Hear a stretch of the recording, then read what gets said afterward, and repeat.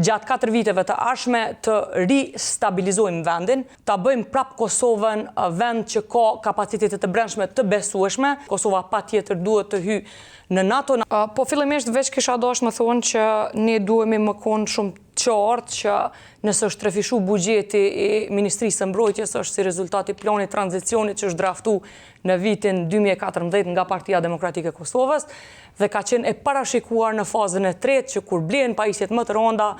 edhe të trefishuhet buxheti. Ndërsa pjesën tjetër të minutazhës po shfrytëzoj për programin ton, ne parashohim që gjatë 4 viteve të ardhshme të ristabilizojmë vendin, të sjellim prap normalitet në sektorin sigurisë kombëtare dhe mbrojtjes, ta bëjmë prap Kosovën vend që ka kapacitete të brendshme të besueshme, të cilat mandej rregullojnë edhe pozicionimin e Kosovës në arenën ndërkombëtare karshi partnerëve tonë strategjik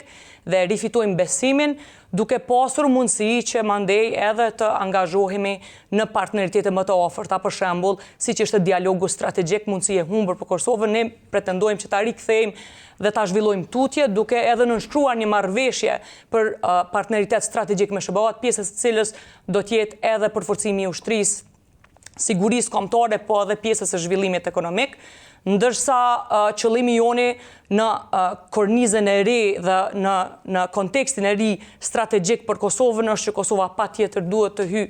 në NATO, natyrisht edhe kjo realizohet përmes partneritetit ton me SBA-n dhe aleatët ton evropian dhe duke ndërtuar besueshmëri e duke ndjekur procesin për aplikim në PFP, në partneritet për paqe. Ndërsa kisha dashur mi përmend shumë shkurt, 4 komponenta që janë shumë të rëndësishme dhe mendoj që edhe qytetarët edhe ata që i shërbejnë sektorit sigurisë është me interes ta dinë, është që ne siç e kemi planifikuar me Shtetet Bashkuara të Amerikës, do ta ndërtojmë gardën kombëtare me 5 regjimente të planifikuara dhe do ta pajisim edhe me personelin, po edhe me pajisjet siç janë planifikuar në partneritet me Shtetet Bashkuara të Amerikës dhe me gardën kombëtare të Iowas. Do të ndërtojmë njësinë e helikopterëve brenda regjimentit të helikopterëve të planifikuar si pjesë e gardës kombëtare, po ky regjiment natyrisht do të shfrytëzohet edhe për emergjenca civile, sepse aktualisht Kosova ka sfidë me i pas 2 njësi edhe civile dhe ushtarake, fillimisht do t'i kemi ato ushtarake, shkurtimisht